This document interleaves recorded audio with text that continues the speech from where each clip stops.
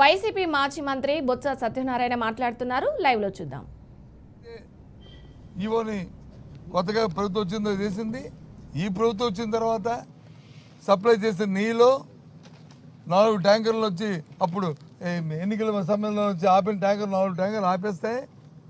అవి మళ్ళీ ప్రభుత్వం మళ్ళీ చంద్రబాబు నాయుడు గారు ప్రమాణ స్వీకారం చేసిన తర్వాత ఆ 4 ట్యాంకర్ని మళ్ళీ లోనకు పంపించి వాళ్ళు తీసుకున్నారు. ఇది వాస్తవం, రాష్ట్ర ప్రజలందరికీ తెలుసు ఏ రకంగా దోపిడీ జరుగుతుందో.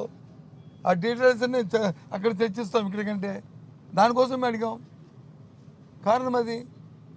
దయచేసి దీన్ని రాష్ట్ర ప్రజలందరూ కూడా ఒకసారి ఆలోచించాలని కోరుతున్నాను. ఇప్పుడు చెప్పండి, ఏంటి బిల్ గేట్స్ ఏంటైంది కాదండి. కానీ చంద్రబాబు నాయుడు పబ్లిసిటీ కోసం ఎంత స్థాయికి రేపుతాడు.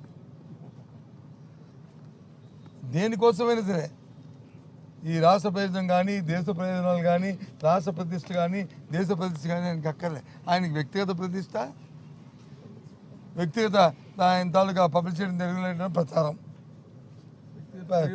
వ్యక్తిగత మా సోదరుడు చెప్తున్నాడు వ్యక్తిగత ప్రయోజనాలు, వ్యక్తిగత ప్రతిష్ట, వ్యక్తిగత ప్రయోజనాలు.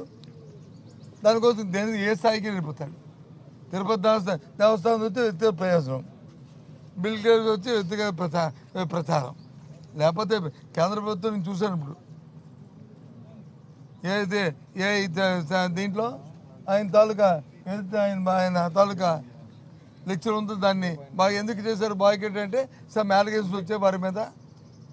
ఇంకా అది రేపే రెండు క్లారిటీ వస్తుంది, అన్ని విషయాలు క్లారిటీ వస్తుంది. ఇంకా ఎక్కువ మాట్లాడుకుందాం మనం. కానీ ఈయనకి వచ్చి అది లేదు. ఒక ప్రధానమైన వ్యక్తి వచ్చినప్పుడు ఆయన ఏంటి, వాట్ ఈజ్ వాట్ అని చూసుకుని నేను నవ్వచ్చు, పెద్దవాడు, నేను కాదన్నా. కానీ ఇవాళ ఏంటి? కానీ ఆయన వచ్చిన ఆ స్కీమ్ లేదు, అదేం కొత్తది కాదు కదా. ఇంత మా ప్రభుత్వంలో ఏదైతే ఇంటింటికి ఆ రోజు వైద్యాన్ని చేసి మా హెల్త్ సెక్రటరీ ద్వారా కార్యక్రమాన్ని చేశామో దాన్ని మళ్ళీ రిటేట్ చేయొచ్చు, తప్పు కాదు. ప్రభుత్వం మేము వచ్చి కష్టపడి ప్రతి కార్యక్రమాన్ని చేసాం వైద్యంలో. ఈ వచ్చి వైద్యానికి చేతి తీశారు, పేదవాడి వైద్యం దొరకని చేశారు. దానికోసం వచ్చి వాళ్ళని ఇన్ని అడుగుతున్నారు. వచ్చిన డబ్బులు వచ్చి అవినీతితో దోచుకుంటున్నారు, తెచ్చిన అప్పులు. సరే, ఏదేమైనా కూడా బిల్ గేట్స్ మాత్రం ఏదైతే ఢిల్లీలో జరుగుతుందా అది కానీ వాస్తవం అయితే మాత్రం నిన్న రాష్ట్రంలో రావడం మాత్రం చాలా అది మంచి సాంప్రదాయం కాదు. ఎందుకంటే దేశం ఆయన మన దేశంలో ఉన్న వ్యక్తి కాదు. కాబట్టి 1-2 రోజులు మనం దీని మీద సమయం పాటించి తర్వాత దీని మీద అన్ని విషయాలు మాట్లాడితే మంచిదనేది నా వ్యక్తిగత అభిప్రాయం.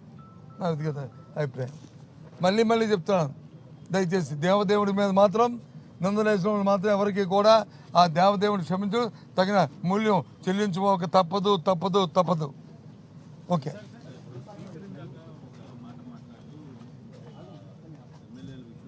చైర్మన్ స్పీకరా అసెంబ్లీ ఏంటి?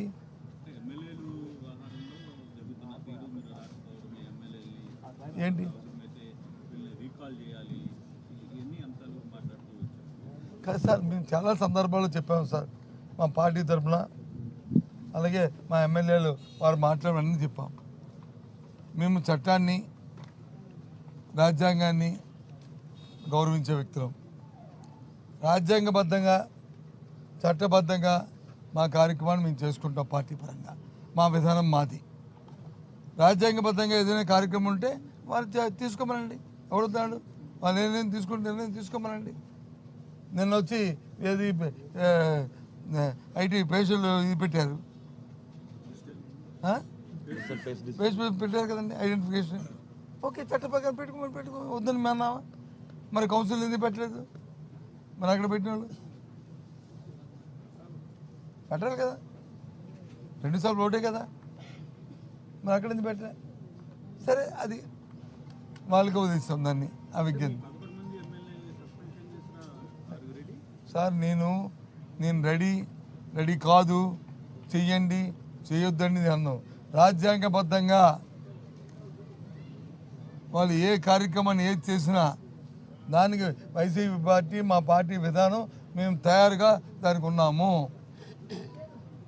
అంతేగాని రాజ్యాంగం చేతితో తీసుకుంటాం, చట్టాన్ని చేతితో తీసుకుని చేస్తామంటే చూస్తూ ఊరుకోం. ఓకే, నీ ఇష్టం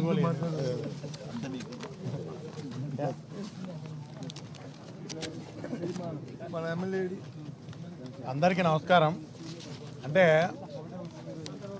ఈరోజు ఒక ముఖ్యమైన విషయం, రైతులకు సంబంధించినటువంటి విషయం. రాయలసీమ ప్రాంతంలో మరీ ముఖ్యంగా జమ్మలమడగ నియోజకవర్గము, ప్రొద్దుటూరు కానీ, కమలాపం కానీ, రాయలసీమ జిల్లాల్లో ప్రకాశం డిస్టిక్లో కానీ శనగ పంట చాలా ఎక్కువ వేస్తారు.